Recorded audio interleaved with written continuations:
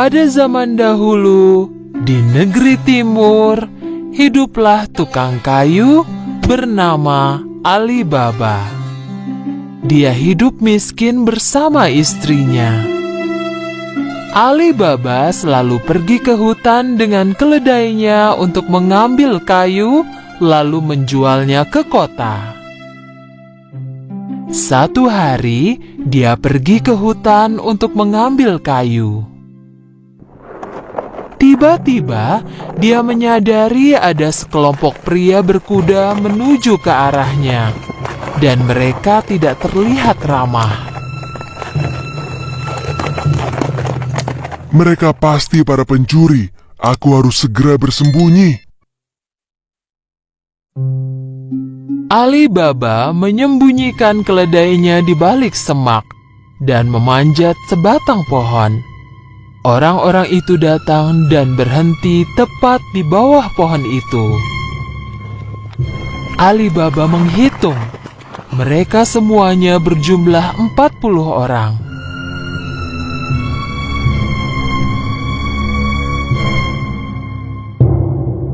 Orang-orang itu menurunkan beberapa tas besar yang berat dari kuda mereka. Ali Baba menyadari bahwa orang-orang tersebut adalah pencuri. Pimpinan pencuri maju ke sebuah batu besar dan mulai berteriak.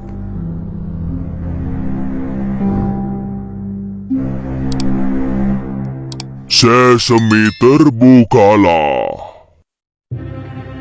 Tiba-tiba, sesuatu yang tak terduga terjadi. Batu besar itu menggelinding dan terbuka seperti sebuah gerbang, dan muncullah sebuah gua. Para pencuri masuk satu persatu sambil membawa tas yang berat itu.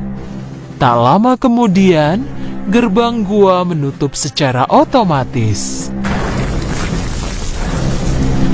Ali Baba tak percaya pada apa yang dia lihat. Tak lama kemudian, batu itu terbuka lagi dan pencuri tersebut keluar. Terakhir, pemimpin pencuri keluar, lalu berbalik ke arah gerbang itu dan berkata, Sesame tertutuplah. Batu besar itu segera tertutup, dan para pencuri melompat ke atas kudanya lalu pergi. Ali Baba turun dari pohon dan langsung menuju batu besar itu. Dia meneriakkan kata yang diingatnya tadi. Sesame terbukalah. Gerbang tersebut terbuka dengan suara berisik. Ali Baba masuk dengan ragu. Dia terkejut pada apa yang dilihatnya. Di dalam gua itu penuh dengan emas, perak, kain mahal, berlian, dan kotak harta karun. Ali Baba melihat berkeliling, mengambil 3 buah kantong dan pergi. Dia mengembalikan batu tersebut dan mengulangi ucapan yang dia dengar dari pemimpin pencuri. Sesame tertutuplah. Ali Baba menaruh tasnya ke atas keledai dan pulang.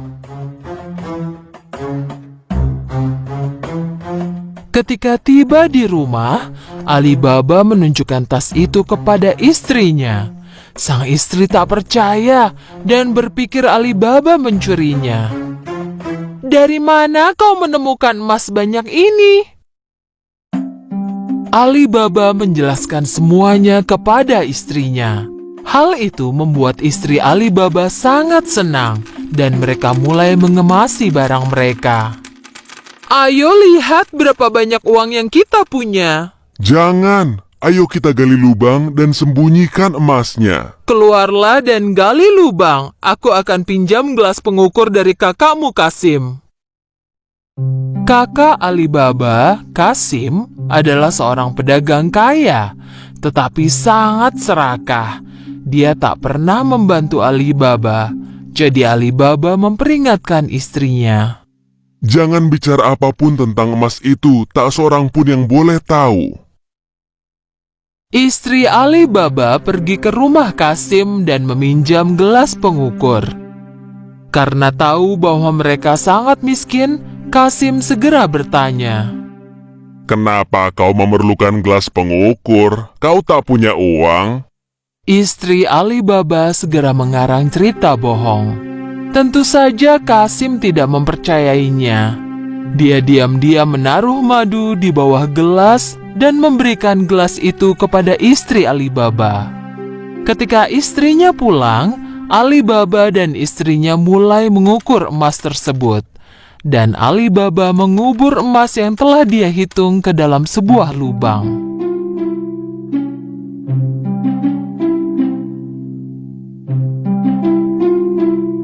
Setelah mereka mengubur semua emas itu, istrinya mengembalikan gelas pengukur tersebut, tetapi tak menyadari adanya emas yang menempel di bawah gelas. Ketika Kasim menerima gelas tersebut, ia langsung melihat ke bawahnya. Ketika melihat emas itu, dia sangat kaget.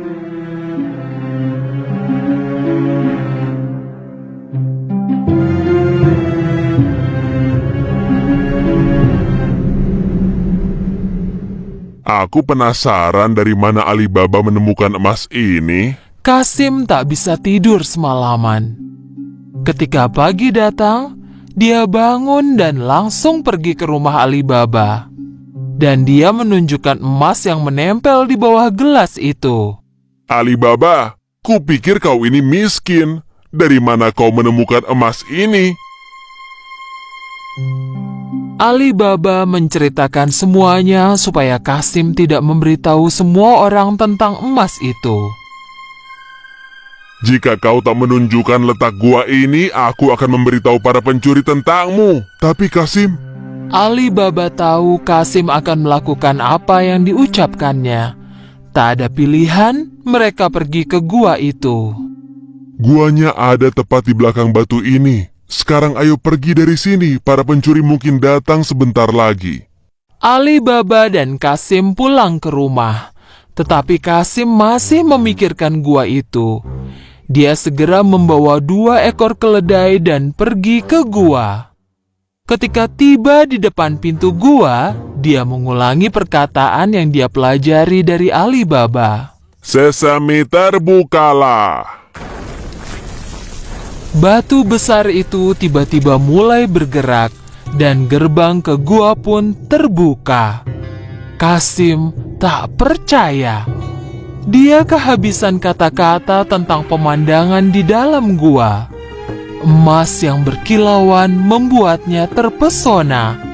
Dengan buru-buru, dia mulai mengisi tas yang dia bawa dengan emas sebanyak yang dia bisa. Ketika tak ada tempat lagi, dia kembali ke gerbang. Tetapi gerbangnya tertutup. Dan sialnya, dia lupa kata sandi untuk membuka gerbang. Jadi dia mulai mengarang dan mencoba membuka gerbang itu. Pintu terbukalah. Batu terbukalah. Gandum terbukalah. Apapun yang dia ucapkan, gerbangnya tidak mau terbuka. Kasim mulai panik. Dia mencari gerbang lain, tetapi tak menemukan apapun.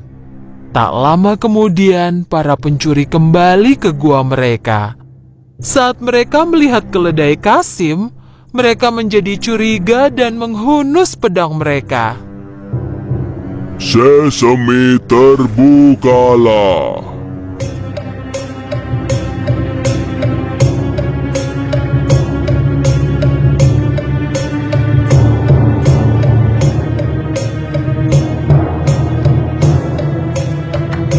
Ketika gerbang terbuka, para pencuri menangkap Kasim dan menghajarnya. Jadi inilah pencuri yang mengambil emas kita. Ketika malam hari tiba dan Kasim tidak kembali ke rumah, istrinya jadi sangat khawatir. Dia berlari ke rumah Alibaba dan meminta tolong. Alibaba juga khawatir tentang apa yang menimpa Kasim. Jadi Alibaba pergi ke gua dan melihat seekor keledai berdiri di depan gua. Itulah saat dia tahu bahwa kakaknya ada di dalam gua dan dibunuh oleh para pencuri. Dia pergi kepada istrinya dan menceritakan semuanya. Mereka memutuskan untuk tidak memberitahu siapapun tentang hal ini. Tak lama kemudian, Alibaba dan istrinya mulai tinggal di rumah Kasim. Mereka mulai menjalankan bisnis Kasim dan mengembangkannya menjadi lebih besar. Mereka menjadi semakin kaya raya. Selama ini, pemimpin pencuri menyadari bahwa emas di guanya semakin berkurang setiap hari. Jadi dia memerintahkan seorang pencuri untuk melihat apakah ada sesuatu yang mencurigakan. Pergilah ke kota dan lihat sekeliling, apakah ada orang kaya baru dan yang berbelanja banyak. Ketika pencuri berkeliling di pasar, dia melihat Alibaba berbelanja dengan emas di tangannya. Jadi, dia mengikuti Alibaba pulang. Ketika Alibaba pulang, pencuri tersebut menandai pintu rumahnya. Ketika hari gelap, istri Kasim keluar untuk memberi minum hewan. Dan saat itu, dia melihat tanda di pintu. Dia menyadari bahwa tanda itu bukan untuk hal yang baik. Jadi dia mengambil cat dan menandai semua pintu di lingkungannya. Saat pagi menjelang, 40 pencuri datang untuk menemukan rumah Alibaba. Tetapi mereka melihat bahwa semua pintu ditandai dengan tanda yang sama. Mereka pun kembali. Tetapi pemimpin pencuri tetap ingin menemukan Alibaba. Dia menyamar dan mulai berkeliling pasar. Dia akhirnya menemukan Alibaba dan mengikutinya ke rumah. Mengetuk pintunya, Alibaba menjawab, Aku datang dari jauh. Aku membawa guci-guci penuh minyak zaitun. Kudengar kau adalah pedagang terkaya di area ini. Mungkin kau ingin membelinya. Alibaba mengundang pemimpin pencuri untuk makan malam, mengira bahwa dia juga seorang pedagang. Pencuri itu membawa 40 guci minyak zaitun ke dalam rumah Alibaba. Dan Alibaba menyuruh pelayannya menyiapkan meja makan istimewa. Alibaba ingin menjamu tamunya malam itu. Tentu saja tamunya menerima tawaran itu. Ketika Alibaba dan pencuri itu makan malam, istri Kasim yang bijak pergi melihat guci minyak zaitun itu. Tiba-tiba dia mendengar suara berisik. Apakah kita keluar sekarang? Jangan, belum waktunya.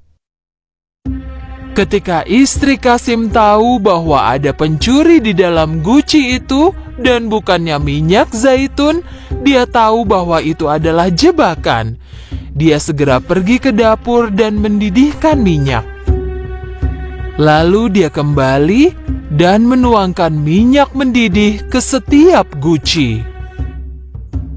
Tentu saja, para pencuri terpanggang diam-diam.